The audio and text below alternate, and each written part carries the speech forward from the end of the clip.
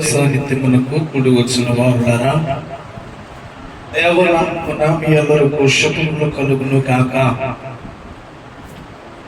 ప్రభునందు ప్రియ దేవుని స్నేహితులారా, ఇప్పటి వరకు 4 మాటలు మనము దేవుని గ్రంథములో చూసుకున్నాం. 5వ మాటలోనికి మనము వెళుతూ ఉండగా చిన్న ప్రార్థన చేసుకుందాం. చిన్న ప్రార్థన చేసుకుని 5వ మాటలోనికి వెళ్దాం. మహాపరిశుద్ధుడవును ప్రేమ కలిగిన తండ్రి, నీ ఘనమైన శ్రేష్టమైన నామమునకు వందనాలు. ఈ దినము దేవా, ఇదిగో నా తండ్రి, 4 మాటల చేత నీవు మాతో మాట్లాడిన దేవా, 5వ మాటలోనికి మేము వెళుతూ ఉండగా నీవి మాతో మాట్లాడమని, వివరించగలిగిన జ్ఞానము శక్తిని కలిగించమని మా ప్రభువును రక్షకుడైన యేసుక్రీస్తు వారి ద్వారా అడిగి వేడుకొనుచున్నాను పరమ తండ్రి, ఆమేన్. వాక్యం చదువుకుందాం. యోహాను సువార్త 19వ అధ్యాయం, యోహాను సువార్త 19వ అధ్యాయం 28వ వచనాన్ని చదువుకుందాం. అటు తరువాత సమస్తమును సమాప్తమైనదని యేసు ఎరిగి లేఖనము నెరవేరునట్లు నేను తప్పికొనుచున్నానను. చాలండి, కొద్ది నిమిషాలు అందరూ కూడా నా వైపు చూస్తూ శ్రద్ధ కలిగి దేవుని మాటలు విందాం. వాక్యము మనతో మాట్లాడుతున్నటువంటి మాట యేసుక్రీస్తు ప్రభుల వారు సెలవులో పలికిన ఆ యొక్క 4 మాటల తరువాత మాట్లాడిన మాట సమాప్తము, సమస్తమును కూడా సమాప్తమైనదని యేసు ఎరిగి లేఖనము నెరవేరునట్లు ఇంకొంటున్నాడంట ఆయన, తప్పికొనుచున్నానను. ఆలోచన చేయగలిగినట్లయితే ప్రేమైనటువంటి వాళ్ళరా, లేఖనము నెరవేరునట్లు అని వ్రాయబడింది కనుక ఆ లేఖనం ఏంటో ఒకసారి మనం చూద్దాం. కీర్తనల గ్రంథము 69వ అధ్యాయం 21వ వచనాన్ని చదువుకుందాం. 69వ కీర్తన 21వ వచనాన్ని చదువుకుందాం. వారు చేదును నాకు ఆహారముగా పెట్టిరి, నాకు తప్పి అయినప్పుడు చిరకను త్రాగనిచ్చిరి. ఇదేంటట? లేఖనము. కీర్తనల గ్రంథములో వ్రాయబడిన లేఖనము నెరవేరడానికి యేసుక్రీస్తు ప్రభుల వారు అనబడిన ఇహలోకమునకు సర్వలోక మానవాళి పాప రక్షణార్థమైన పాప పరిహారార్థమని చెల్లించడానికి ఒక మానవ రూపిగా ఈ లోకములోనికి వచ్చి వేసిన దేవుడు ఆయన చేయాలనుకున్న ఆ యొక్క పనంతటిని పూర్తి చేసినప్పుడు, ఆ కలువరిగిరిలో శిలువలో వేలాడుతూ ఉన్నప్పుడు ప్రేమైనటువంటి వారురా, యేసుక్రీస్తు ప్రభుల వారు మొదటి మాట పలికారు. అనగా ఆ మొదటి మాటలో అర్థము ప్రేమైనటువంటి వారురా క్షమాపణ. 2వ మాటను ప్రేమైనటువంటి వారురా ఆయన పలికినట్లుగా లేఖన భాగములో మనము చూడగలుగుతూ ఉన్నాం. 2వ మాట అనగా పరదైసు.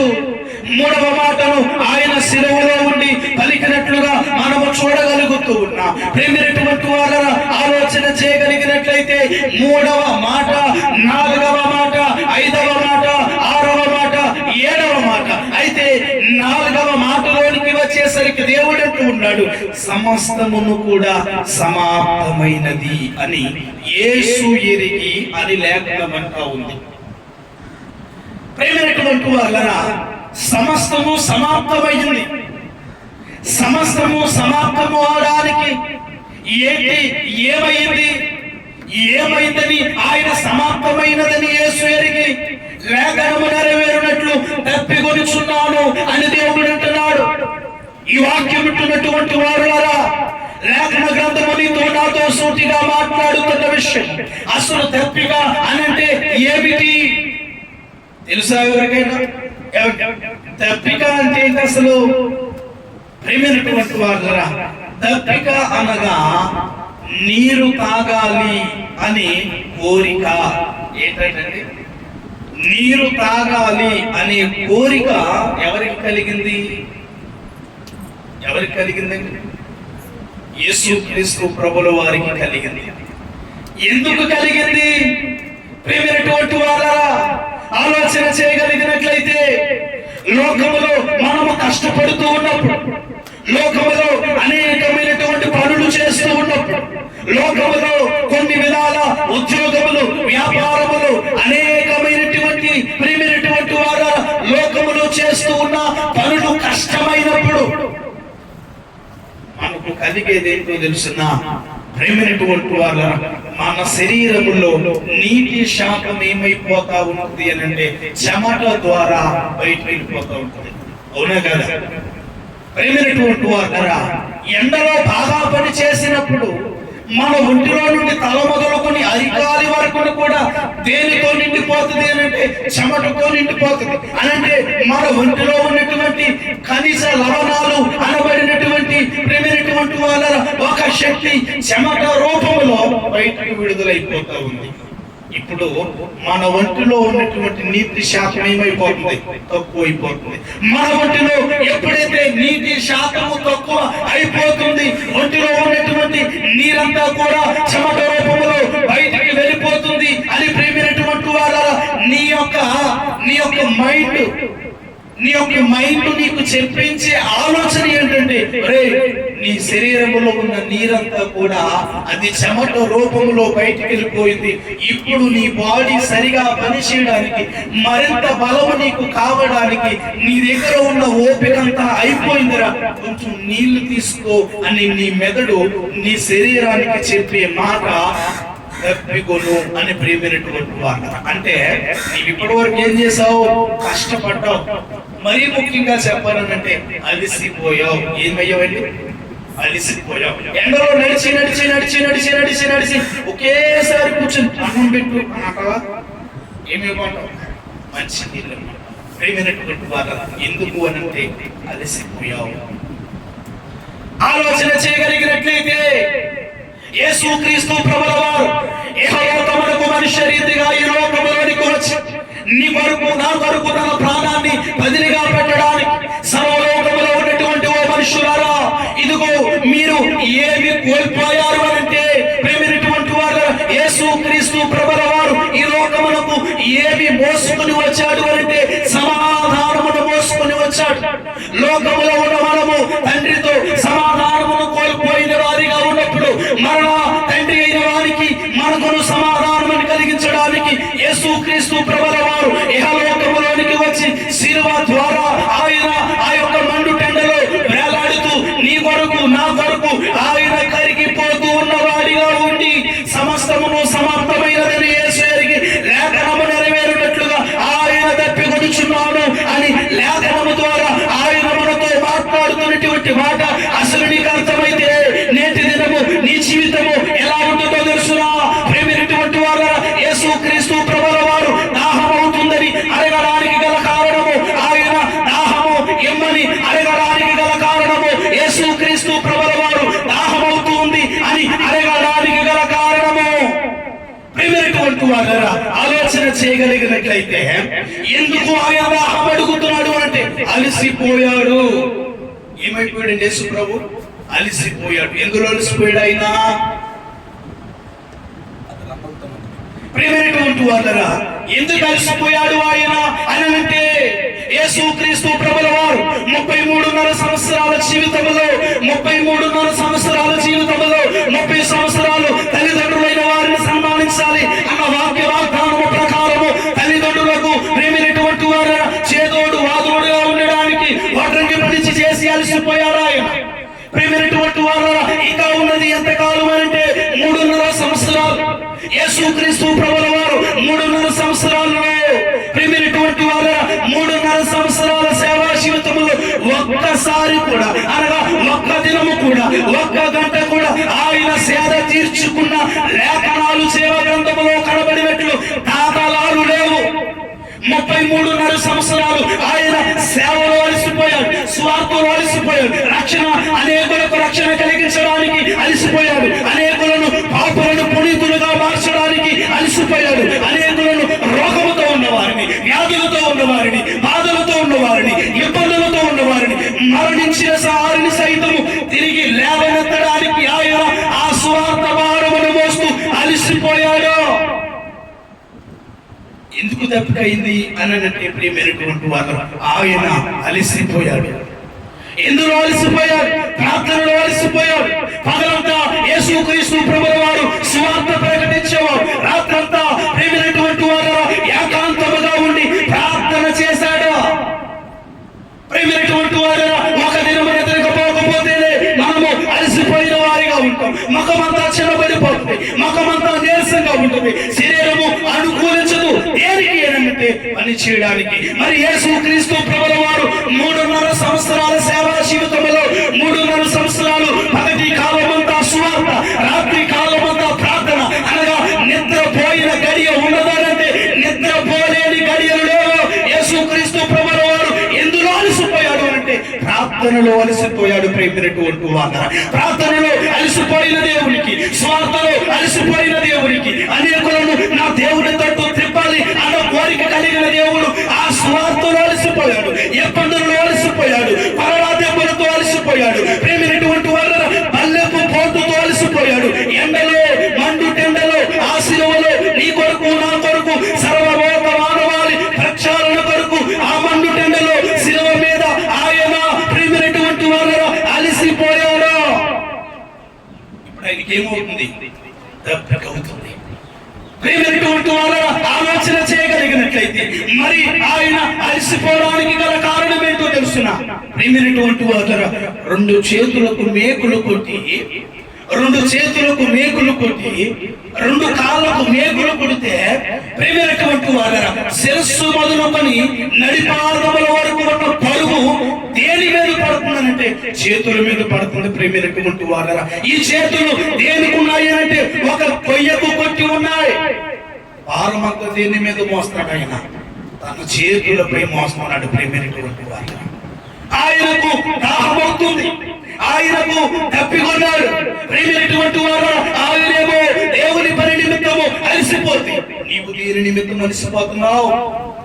ఈ వాక్యం వింటున్నటువంటి వారులరా, యేసుక్రీస్తు ప్రభుల వారు ఇహలోకములో ఈ మంచి శుక్రవారము ఆయన నీ కోసము నా కోసము మరణించింది ఎందుకనో తెలుసా? ప్రేమినటువంటి వారులరా, ఆయన వింటున్నాడు, ఆయన లేఖన గ్రంథముతో మనతో మాట్లాడుతున్నాడు. ప్రేమినటువంటి వారులరా, ఇదిగో లోక పాపభారమును మోసుకొని చూచున్న సమస్త జనులారా నా యొద్దకు రండి, మీకు విశ్రాంతి కలుగును చేస్తాను అని దేవుడు అంటున్నాడు. ప్రేమినటువంటి వారులరా, సమస్త భారమును మోసుకొనుచున్న ప్రేమినటువంటి వారు జనులారా నా యొద్దకు రండి, మీకు విశ్రాంతి కలుగు చేస్తాను. యేసుక్రీస్తు ప్రభుల వారు ఎందుకు అలసిపోయాడు అంటే ఆయన స్వార్థ విషయంలో అలసిపోయాడు. పాపలోకంలో ఉన్న మనము ఎందులో అలసిపోతున్నాము అంటే మన పనులలో మనం అలసిపోతున్నాం, లోక విషయాలలో అలసిపోతున్నాం, లోక కష్టములలో అలసిపోతున్నాం, కుటుంబ బరువు బాధ్యతలో అలసిపోతున్నాం, లోకానుసారమైనటువంటి జీవితంలో కలిగేటువంటి ఈ శరీరము కల్పించే కోరికలతో అలసిపోతున్నాం. ప్రేమినటువంటి వాళ్ళ ఇలాగ మనం అలసిపోతున్నామని నా యొద్దకు రండి, మీకు విశ్రాంతి కలుగు చేస్తాను. ఈ వాక్యం వింటున్నటువంటి వాళ్ళరా, యేసుక్రీస్తు ప్రభుల వారు శిలువపై పలుకుతున్నటువంటి 5వ మాట లేఖనము నెరవేరునట్లు ఆయన తప్పికొనుచున్నాను అనిను. ఈ మాట ప్రేమినటువంటి వాళ్ళరా, లోకంలో ఉన్నటువంటి మనకు ఎలా అర్థమవుతా ఉంది అనంటే అనేకులు స్వార్థకులైన వారే కానీ, సేవకులైన వారే కానీ, యాజకులైన వారే కానీ ఎలా వివరించగలుగుతున్నారు అంటే ఒక్కొక్క కోణములో అర్థం చేసుకుంటా పోతున్నాడు. అసలైన కోణము ప్రేమినటువంటి వారా, అనేకులు ఈ మాటల గురించి చెబుతున్న మాట ఏంటో తెలుసునా? యేసుక్రీస్తు ప్రభువు అనబడిన వాడు ఒక మనుష్య రీతిగా వచ్చాడు కదా, ఆయన కూడా ఒక మనిషిగానే ఉండి ఆ శిలువలో చచ్చిపోతున్నాడు. దానికి నిదర్శనమే మనుషులకు ఏ విధముగా తప్పుకొతా ఉందో ఆయనకు కూడా అదే విధముగా ఆ దాహం వేసింది. ఆయన మనిషిగా చనిపోయాడు. ఇంతవరకే. ప్రేమినటువంటి వారు, ఆయనకు తప్పికెందుకు తోతుందంటే ఆయన అలసిపోయాడు. నీవు దేనిలో అలసిపోతున్నావు? ఎందులో అలసిపోతున్నావు? ప్రేమినటువంటి వారు, దేనిలో అలసిపోతున్నావు? లేఖన గ్రంథం చదువుకుందాం. యోహాను సువార్త 4వ అధ్యాయము, త్వరగా యోహాను సువార్త 4వ అధ్యాయము 6వ వచన భాగమును చదువుకుందాం. యోహాను సువార్త 4వ అధ్యాయము 6వ వచన భాగమును చదువుకుందాం.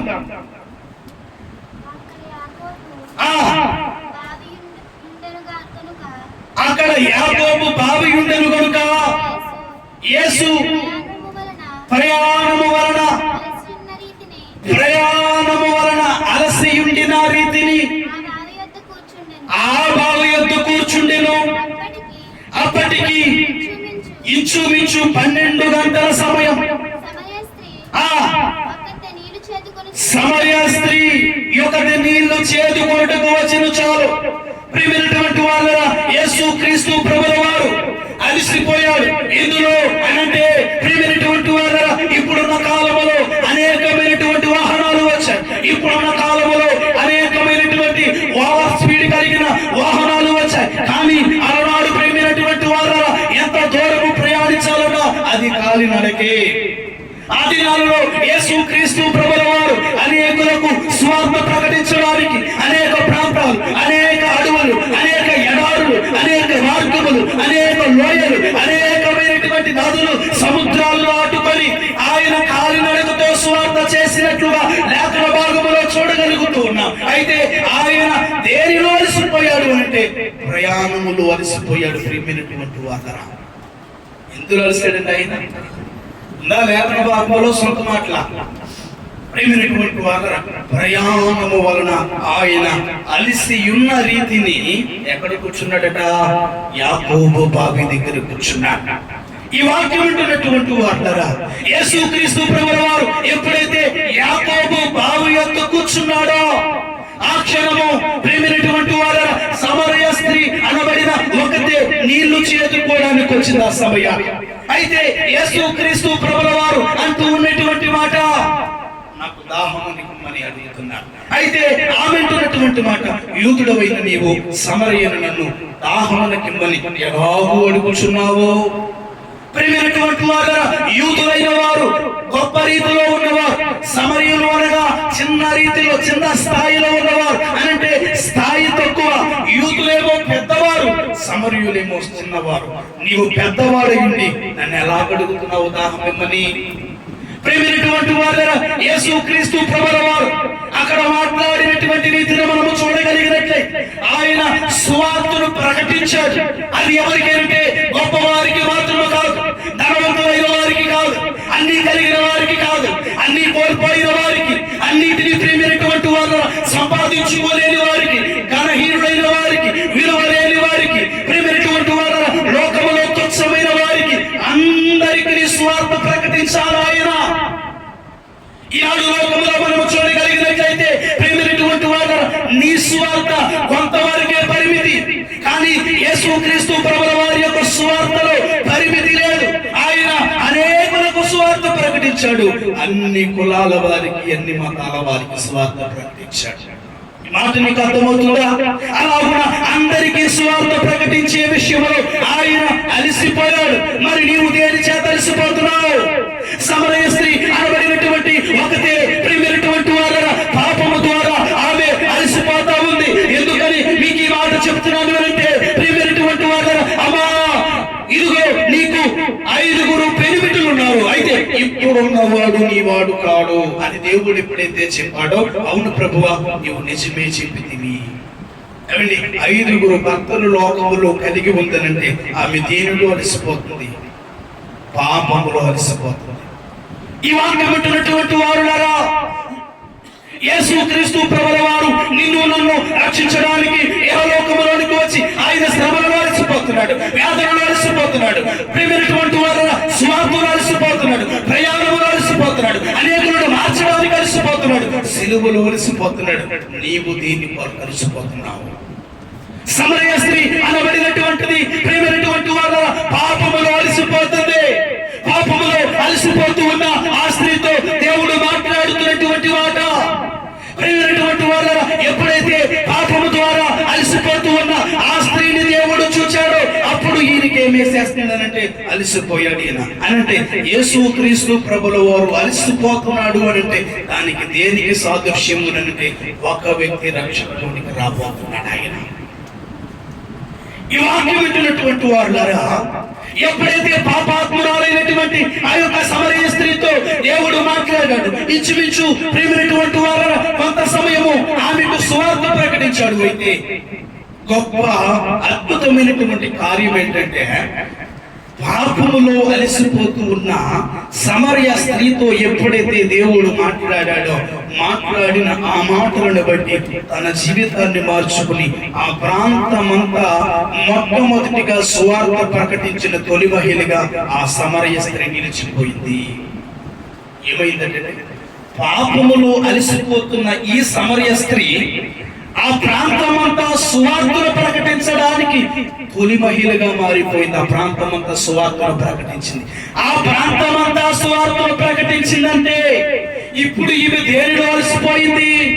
ఇప్పటి వరకు పాపములో అలసిపోయింది, ఇప్పటి వరకు కోరికలలో అలసిపోయింది, ఇప్పటి వరకు ఆశలతో అలసిపోయింది, ఇప్పటి వరకు బరువు బాధ్యతలో అలసిపోయింది, ఇప్పటి వరకు లోకములో ఉన్న మనుషులతో తన కోరికలను తీర్చుకోవడానికి అలసిపోయిన ఈ సమరయ స్త్రీ ఎప్పుడైతే జీవము కలిగిన దేవుని వాక్యాన్ని విందో ఆ క్షణము సువార్తలో అలసిపోయింది. ప్రియమైనటువంటి వారు, నీవు దీనిలో అలసిపోతున్నావు, నీకెందుకు దాహం వేస్తుంది?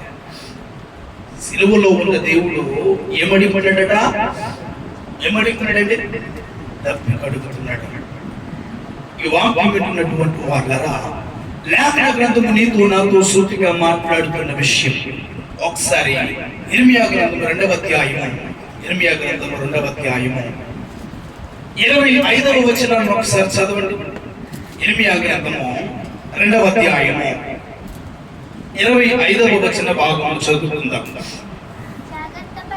జాగ్రత్తపడి నీ పాదములకు ఎందుకు మాట్లాడండి ఆయన?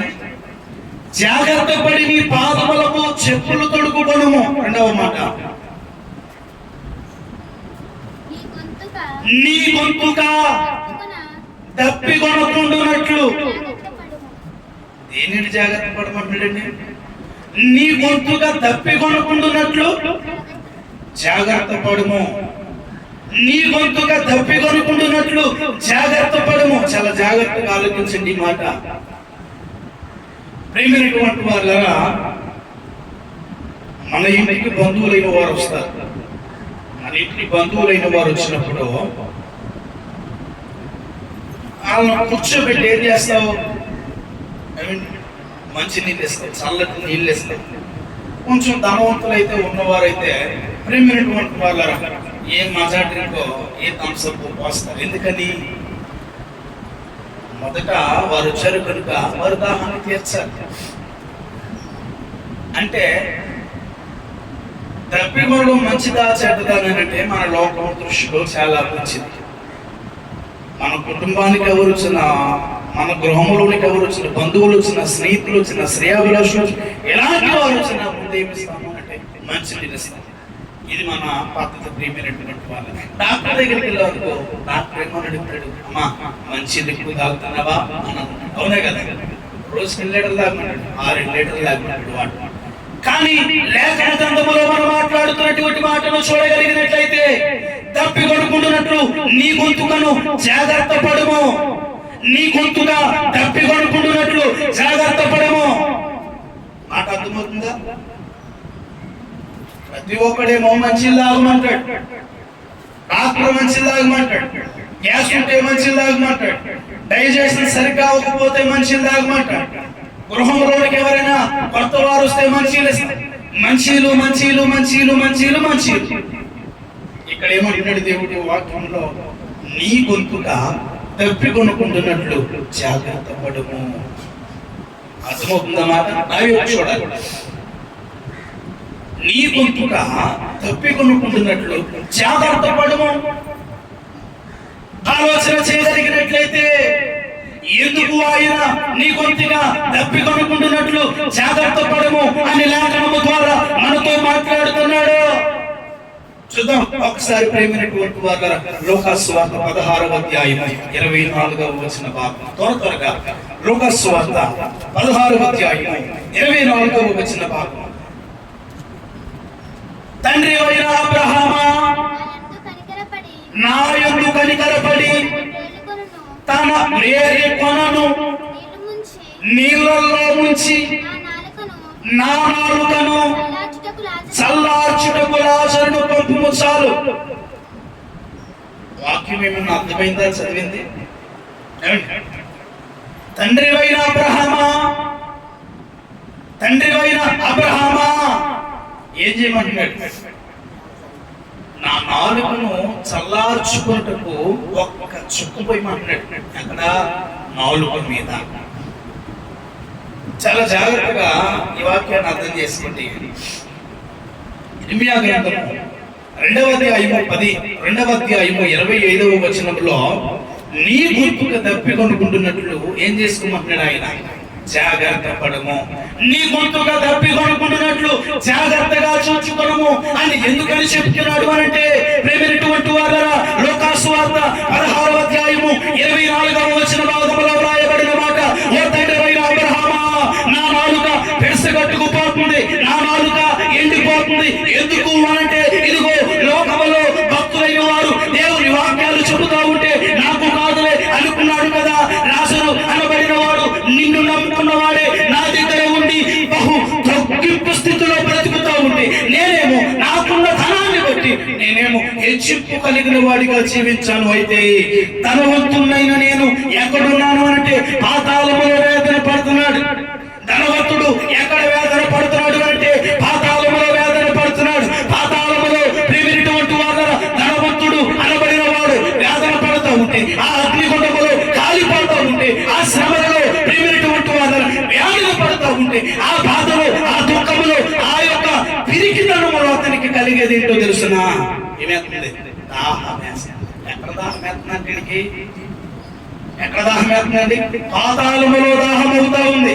యేసుక్రీస్తు ప్రభువు వారు అందుకనే లేఖనము ద్వారా మనతో మాట్లాడుతున్నాడు. నీ గొంతుగా తప్పి కొనుకుంటున్నట్లు జాగ్రత్త పడము. ఎక్కడ తప్పి కొనుకుంటున్నట్లు? పాతాళములో తప్పి కొనుకుంటున్నట్లు. ప్రేమైనటువంటి వారు, ఇదిగో పాపలోకములో బ్రతుకుతున్న వారుడా, లోకాశలో బ్రతికింది, లోక కోరికలలో బ్రతికింది, లోకానుసారముగా జీవిస్తే ఎక్కడ తప్పికేస్తుందంటే పాతాళములో తప్పిపోతుంది. అక్కడ తప్పికొనుకుంటున్నట్లు నీవెక్కడ జాగ్రత్త పడు? ఈ లోకంలో జాగ్రత్త పడు. పడుతున్నావా? జాగ్రత్త పడుతున్నావా? దేవుని వాక్యము నీతో నాతో మాట్లాడే మాట, నీ గొంతుగా తప్పికొనుకుంటున్నట్లు జాగ్రత్త పడము. ప్రేమైనటువంటి వాళ్ళ సమరయ స్త్రీ అనబడినటువంటి ఆమెకు దేవుడు చెప్పిన మాట ఒకసారి ప్రేమైనటువంటి వారు యోహాను సువార్త 4వ అధ్యాయము 28వ వచనాన్ని చూచుకుందాం. యోహాను సువార్త 4వ అధ్యాయము 28వ వచనం. ఆ స్త్రీ ఊరిలోనికి వెళ్ళి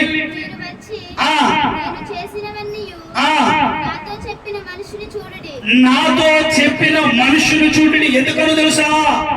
ఎందుకు చూడమంటున్నావే? నాతో ఈ సంగతులను పంచుకున్న వ్యక్తిని చూడండి అంటే యేసుక్రీస్తు ప్రభువు వారిని మీరు వచ్చి చూడండి. ఎందుకని చెప్తుందో తెలుసు? నీవిచ్చి నీళ్లు తాగితే నాకు మరలా తెప్పుకోతాయి. నేను ఇచ్చి నీళ్లు తాగితే నీకేం కలగదు? మరలా తెప్పుకుండదు. ఏముండదండి? నేను ఇచ్చి నీళ్లు తాగితే నీకేం కలగదట? మరలా తప్పికోదు. అందుకని పదే పదే పదే పదే మరలా మాట్లాడుతున్నాడు. తప్పికొనుకుంటున్నట్లు నీ గొంతుకను జాగ్రత్తగా చూచుకొనుము. లాజరు అనబడినటువంటి వాడికి పరలోక పట్టణంలో ఉన్నాడు కనుక ఆకలి తప్పులు లేని రాజ్యంలో ఉన్నాడు. అతనికి ఏం కలగట్లేదు అంటే దాహమేయట్లేదు. ఎందుకు తెలుసునా? జీవవాక్యము అతనికి ఏమిచ్చింది అంటే జీవజలాన్ని ఇచ్చింది. దాన్ని పట్టుకున్న లాజరుకు దాహము లేదు. ప్రేమైనటువంటి వాళ్ళ లోక దాహము కలిగి ఉన్న ప్రేమైనటువంటి వాళ్ళ ధనవంతుడు అనబడిన వాడు పాతాళములో వేదన పడుతూ, అయ్యా ఓ అబ్రహామా, ఓ అబ్రహామా, నీ యొద్దనున్న లాజరు నాకు బాగా పరిచయం. నీ యొద్దనున్న లాజరు, ఇదిగో నేను ధనవంతునిగా కూర్చొని నాకు ఉన్న హోదాలో హెచ్చింపబడిపోతూ, ఇదిగో చాలీ చాలని తిండి తిన్న ఉన్నదేమో లాజరు, ఎక్కువైపోయి పాడేసిందేమో నేను, అయితే ఎక్కువైపోయి పాడేసింది నేనేమో ఎక్కడున్నానంటే ఈ లోకంలో ఉన్నాను. నా బల్ల మీద పడు రొట్టె ముక్కలతో ప్రాణము పోషించుకున్న లాజరు నీ ఎద్దున్నాడు కదా, నా తిండి తిన్నాడు, నా మంచిని తాగాడు, నా గృహంలో ఉన్నాడు. అయితే అతడు నాకు బాగా పరిచయం కదా. ఒక్కసారి తన వేడి కొనను నీళ్ళల్లో ముంచి నా గొంతుకును చల్లార్చమను అని ఏమడుగుతున్నాడు తెలిసిన? బ్రతిమిలాడుకుంటున్నాడు. ఎవరు? ధనవంతుడు బ్రతిమిలాడుకుంటున్నాడు. ఈ వాక్యం వింటున్నటువంటి వారులారా, యేసుక్రీస్తు ప్రభుల వారు నీతో నాతో మాట్లాడుతున్న మాట ఆలోచన చేయగలిగినట్లయితే, యేసుక్రీస్తు లేఖనము నెరవేరునట్లు తప్పికొనుచున్నానని లేఖన గ్రంథముతో మాట్లాడిన మాటను మనము చూడగలిగినట్లయితే, యేసుక్రీస్తు ప్రభుల వారు అలసిపోయాడు. అయితే ఈనాడు నీకు దాహం అవుతా ఉందా? ఏ దాహము కలుగుతా ఉంది? పాపమనే దాహమా? లోకమనే దాహమా? లోక కోరికలోని దాహమా?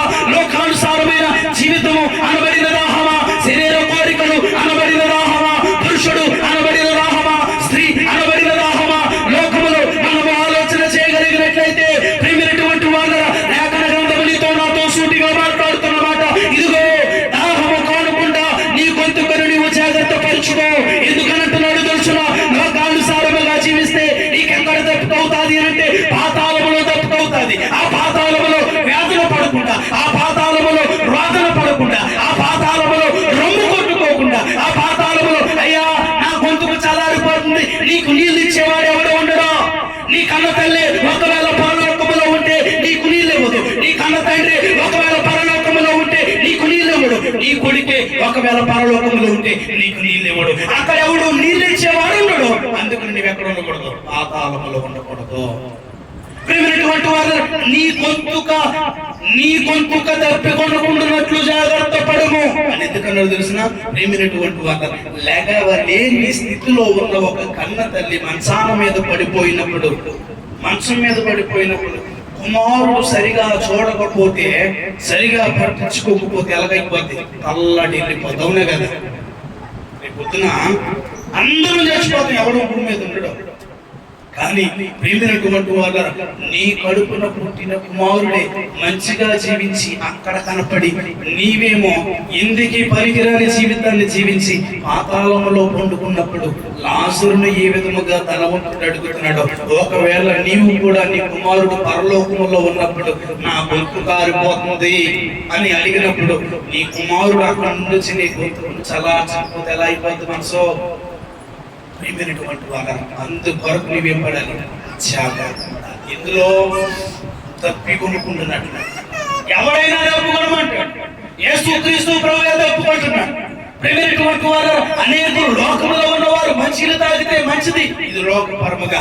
కానీ ప్రియమైనటువంటి వారు, యేసుక్రీస్తు ప్రభుల వారు ఎందుకు కలిసిపోయాడు అంటే, నీ నా పాప భారమును ఆయన భుజాలపై తీసుకున్నాడు. ఆ మాటలు అర్థమవుతున్నాయా? ప్రేమైనటువంటి వారా, ఇర్మియా గ్రంథంలో రాయబడిన మాట గుండెలను పిండేసే మాట. ఆ మాట తప్పికొనుకుంటున్నట్లు నీ గొంతును జాగ్రత్త పరుచుకో. లోకములో ఇప్పుడున్న మాట కాదు, ఇప్పుడు జరిగే దీని గురించి ఆయన మాట్లాడుతున్నారు. ఏమండి, ఇర్మియా గ్రంథములోని ఆయన ఒక మాట వ్రాసాడు అని అంటే, ప్రియమైనటువంటి వారు ఆలోచన చేయగలిగినట్లయితే ఎంత జ్ఞానము కలిగిన వాడు దేవుడు ఒకసారి ఆలోచించండి. నీ గొంతుకు తప్పికొనుకున్నట్లు జాగ్రత్త పడుము. ఇర్మియా గ్రంథం ఎక్కడ? ప్రియమైనటువంటి వాళ్ళరా, ఇర్మియా గ్రంథం ఎక్కడ? లోకాసు వార్త ఎక్కడ? ఎన్ని వేల సంవత్సరాల గ్యాప్ ఉందండి. అక్కడ చెప్పాడు నీ గొంతుకు జాగ్రత్తగా ఉంచుకో. భగవంతుడు ఇక్కడ బాధపడతాడు. ప్రియమైనటువంటి వాళ్ళరా, రేపు నీది నాది అదే స్థితి. రేపు నీవు నేను కూడా అడుగుతాం, ఈ లోకంలో మంచిగా బ్రతకపోతే ఏమన్నా తెలుసిన? తప్పికేది ఎవడు నీళ్ళు ఇచ్చేవాడు? ఎవడైనా ఉండడా? మరి అంతకాలము ధనవంతుని ధనవంతుని ఇంట వాకిటి పడిన లాజరు తన మెతుకులు తిన్న విశ్వాసాన్ని ఒకవేళ చూపించుకోగలిగాడంటే, ఎక్కడి ఉన్నవారు అక్కడి రావడానికి ఏమి లేదు, అవకాశం లేదు. ఉందా అవకాశం? ప్రియమైనటువంటి వాళ్ళ, అందుకని మరలా చెబుతున్న మాట, అయ్యా అలాగైతే నాకు ఎంతమంది తమ్ముళ్ళు ఉన్నారు, వారు కూడా ఇక్కడికి రాకుండా అంటే ఇప్పుడు ఇక్కడ నేను పడుతున్న ఈ బాధలు వారు కూడా రాకుండా జాగ్రత్త పడడానికి లాజరును ఒకసారి పంపితే వాళ్ళు వింటారు అని అంటే వారి మాటలు కాదు, మోషే వంటి ప్రవక్త ఈ లోకంలో ఉన్న ఈ వాక్యం వింటున్నటువంటి వారులారా, ఇంకా తప్పికొనే వారిగా మనం ఉంటే, ఇంకా మన గొంతును మనము కాచుకోలేని వారిగా ఉన్నట్లయితే, ఇంకా మన గొంతును మనము కాపాడుకోలేని వారిగా ఉంటే, అదిగో లేఖన భాగము మనతో మాట్లాడుతూ ఉంది. నీ శరీర కోరికల ద్వారా ఇదిగో ఎంత చెప్పినా వినకుండా పాపానికి నీ ఒళ్ళును అప్పగించావు కదా. ఇదిగో ఒకానొక దినాన ఆ అగ్నిగుండములో పడిపోయినప్పుడు నీకు మంచి ఇచ్చేవాడు లేడు, అక్కడ నీవు తప్పికొంటావు. అక్కడ తప్పికొనకుండా ఉండడానికి ఇక్కడ జాగ్రత్త పడు అని దేవుని వాక్యం అంటావు.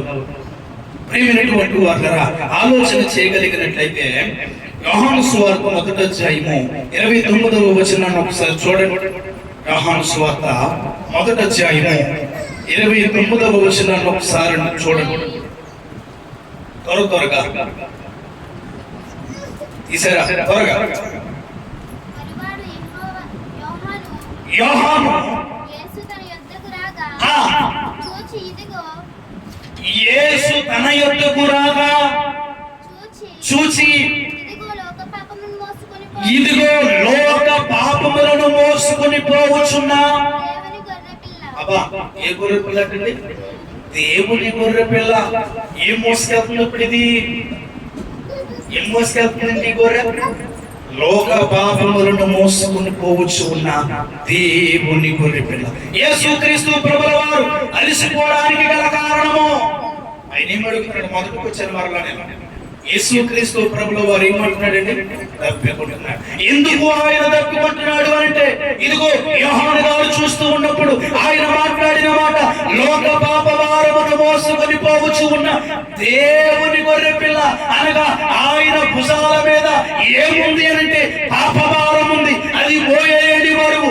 మోయలేని బరువును ఆయన మ్రాణి మీద మోస్తున్నాడు. ఆయన మోయలేని బరువును మోస్తున్నప్పుడు ఆ మోయలేని బరువును మోస్తూ ఉండగా వచ్చిన అలసట ద్వారా కలిగిన ఆ యొక్క దాహమే ప్రేమైనటువంటి వారా ఈ తప్పికొనడం. నేను కూడా కలిసిపోతున్నాడంటే ఆయన లోక పాప భారమును మోసుకుని పోతున్నాడు. అంటే ఇప్పుడు నీ పాప భారము నా పాప భారం ఎవరి మీద ఉంది? యేసుక్రీస్తు ప్రభుల వారి మీద ఉంది. ఆలోచన చేయగలిగినట్లయితే ఇచ్చిన మాట, అసలు యేసుక్రీస్తు ప్రభుల వారిని సిలువలో చూచినప్పుడు నీకేం కలుగుతుంది? ఏమనిపిస్తుంది? అసలు నీకేం కనపడుతుంది? యేసు ప్రభు సిలువలో ఉంటే దెబ్బలు కనపడుతున్నాయా? మీకులు కనిపిస్తున్నాయా? సిలువ కనిపిస్తుందా? లేదా ఆయన తల మీద పెట్టిన కిరీటం కనిపిస్తుందా? ఏం కనిపిస్తుంది? సిలువలో యేసుక్రీస్తు ప్రభుల వారు ఆ మండుటెండలో వేలాడుతూ ఉంటే అసలు ఆ కొండ మీద యేసు ప్రభుకు వేసిన ఆ సిలువలో నీకేం కనపడుతుంది? ఒకసారి ఆలోచన. నీకేం కనిపిస్తుంది? ప్రేమైనటువంటి వారు లేఖనాన్ని చదువుకుంటూ ముగించండి ఒక 5 నిమిషాలు. యోహాను సువార్త 3వ అధ్యాయం 16వ వచన భాగం. యోహాను సువార్త 3వ అధ్యాయం 16వ వచన భాగం. దేవుడు లోకమును ఎంతో ప్రేమించును. మొదటి మాట చాలు. సిలువలో ఏం కనిపిస్తుందండి? ఏం కనిపిస్తుంది సిలువలో? ప్రేమ. ఈ ప్రేమ ప్రేమైనటువంటి వారు సిలువలో ఏం కనిపిస్తుంది అనంటే దెబ్బలు కనబడితే కాదు, సిలువ కనిపిస్తే కాదు, ముండ్ల కిరీటము కనిపిస్తే కాదు, గాయములు కనిపిస్తే కాదు. ఆయన ప్రేమైనటువంటి వాళ్ళ మీద ఉన్నటువంటి ఆ దెబ్బలను చూసినప్పుడు కాదు. నీవు నేను వారు మనసు పొందాలి, మన బ్రతుకును మనము మార్చుకోవాలి అంటే ఒక వ్యక్తి మనపై చూపుతున్న ప్రేమ ఎలాంటిదో తెలిసినప్పుడు మారు మనసు పొందుతావు. ప్రేమైనటువంటి వాళ్ళ ఆలోచన చేయగలిగినట్లయితే ఒక స్త్రీకి ఒక వ్యక్తి నచ్చాలి అంటే అది ప్రేమైనటువంటి వాళ్ళ వస్త్రాధారణలో కాదు, అది రంగులో కాదు, అది రూపంలో కాదు. ఒక వ్యక్తి ఒకరికి నచ్చాలంటే ఇదిగో ఇతడు నన్ను ఏ విధముగా ప్రేమిస్తున్నాడు, ఆ ప్రేమే ప్రేమైనటువంటి వాళ్ళ అతనికి తెలిసి నిన్ను నన్ను ఇష్టపడగలుగుతాడు. కనుక యేసుక్రీస్తు ప్రభుల వారి యొక్క సిలువలో ఏం కనిపిస్తుంది అని అంటే ప్రేమ కనబడుతుంది. నీకేమో దెబ్బలు కనబడుతుంది. యేసు ప్రభు సిలువ మోసేస్తున్నాడు, నేను కూడా మోసేద్దాం. యేసు ప్రభు దెబ్బలు కొట్టించుకుంటున్నాడు, నేను కూడా భర్తలతో కొట్టించేసుకుందాం. యేసు ప్రభువేమో అవమానపరచబడుతున్నాడు, మనం కూడా అవమానపరచబడిపోదాం. యేసు క్రీస్తు ప్రభు వారు నిందలు పడి మనం కూడా నిందలు పడదాం. ఆయనే పడినప్పుడు మనం పడకపోతే ఎంత?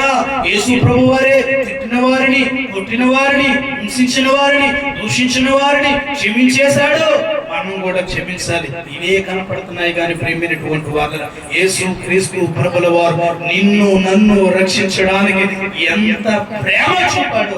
ఆ ప్రేమ నీకు అర్థమైతే ఈ దినాన్ని నీవు మారు మనసు పొందుదువు గాక. ప్రేమైనటువంటి వాళ్ళ ఎందుకు ఈ మాటలు చెబుతూ ఉన్నాను అంటే, యేసు క్రీస్తు ప్రభువు ప్రేమ నీ కొరకు నా కొరకు ఆయన ప్రాణముని ప్రాణముగా పెట్టిన ప్రేమ.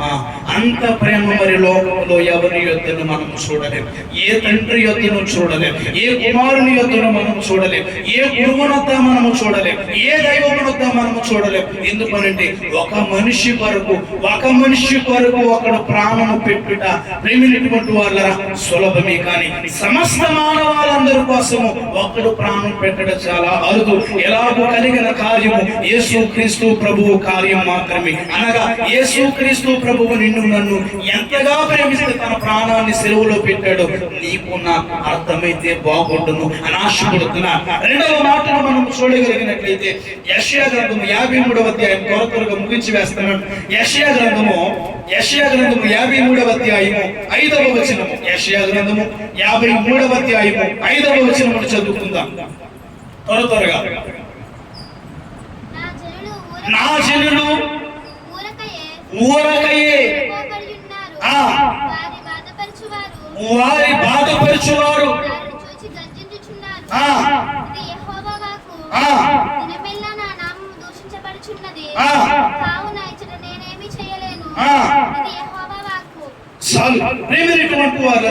ఆలోచన చేయగలిగినట్లయితే యెషయా గ్రంథము 53వ అధ్యాయము 5వ వచన భాగంలో వ్రాయబడిన మాటను మనము చూడగలిగినట్లయితే యేసు క్రీస్తు ప్రభుల వారి యొక్క శిలువ మరణములో ఏం కనబడుతుంది అనంటే మన పాప భారము కనిపిస్తూ ఉంది. ముగించి వేస్తున్న సమయం అయిపోయింది. ఆఖరి మాట 1 కొరింథీ 6వ అధ్యాయం 20వ వచనాన్ని చూద్దాం. సరిగా చదవాలి వాక్యాలు. 1 కొరింథీ పత్రిక 6వ అధ్యాయం 20వ వచనాన్ని చదువుకుందాం, ముగించుకుందాం. చదవాలి త్వరగా. 1 కొరింథీ 6వ అధ్యాయం 20వ వచనం. విలువ పెట్టి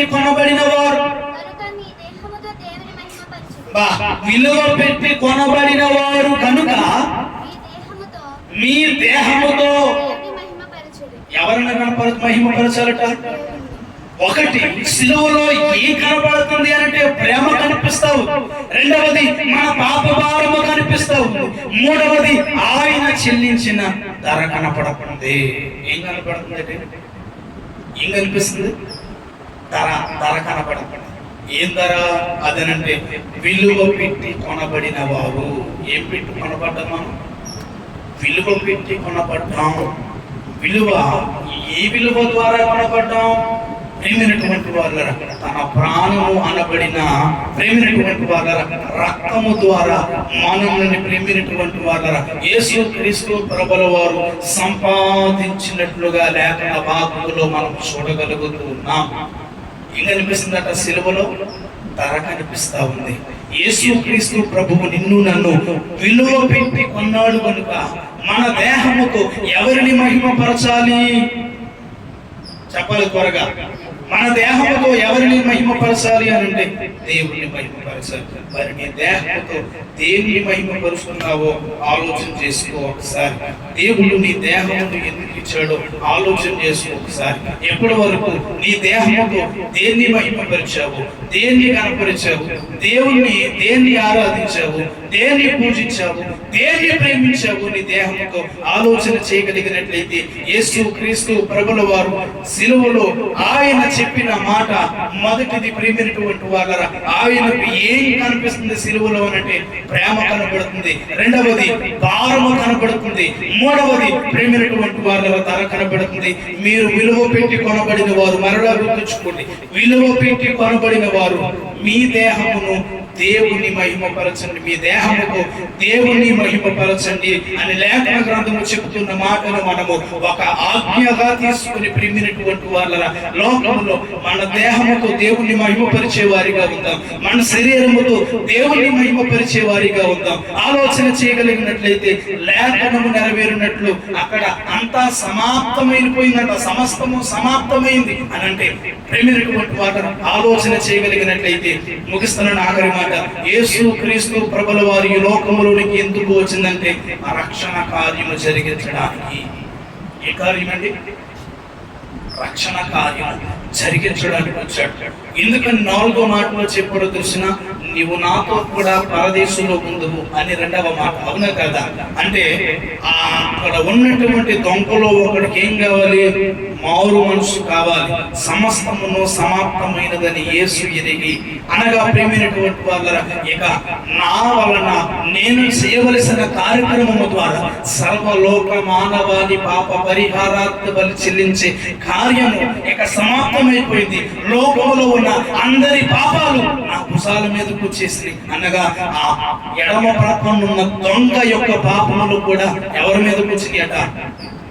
ప్రేమైనటువంటి వాళ్ళరా, ఆయన భుజములపై కూర్చుని ఆలోచన చేయగలిగినట్లయితే ఎప్పుడైతే లోక పాపం అంతా ఆయన భారము మీద మోపబడిందో అప్పుడంటున్నమాట సమస్తము సమాప్తమైపోయింది. ఇక లోకములో ఏ పాపము లేదు, ఇక లోకములో ఏ మనుషుని మీద పాపము లేదు, ఇక లోకములో ఏ మనిషి మీద పాపము ద్వారా వచ్చే ఫలితము లేదు. ఆ ఫలితం అంతా నా మీదే వేసుకున్నాను. ఇక సమాప్తమైపోయింది. ఆయనకు సమాప్తమైన తరువాత అలసట కలుగుతా ఉంది. ఆ అలసటలో పలికిన మాట, నేను తప్పుకొనుచున్నాను. ఆయన అన్నిటిలో అలసిపోయాడు. సువార్తలో, ప్రార్థనలో, విజ్ఞాపనలో, అనేకులను మార్చడానికి ప్రయాణములు, శ్రమలు, ఇబ్బందులు, ఆటంకాలు, ప్రమాదాలు, అవమానాలు, అనేకమైన వాటిలో ఆయన అలసిపోయి ఆయనకి దప్పుకైంది. నీవు దేనిలో అలసిపోతే నీకు దప్పుకవుతుంది. ఎలాగ తప్పుకొనాలి? దేనికి తప్పుకొనకుండా ఉండడానికి నీవు జాగ్రత్త పడాలి అంటే ధనవంతుడు పడుతున్న బాధలు నీవు నేను తప్పుకొనకుండా మన కుంటుకును కాచుకునే వారిగా ఉందాం. అట్టి కృప దేవదేవుడు మనల్ని దయచేసి దీవించబలపరుచును గాక. ఆమేన్, ఆమేన్, ఆమేన్.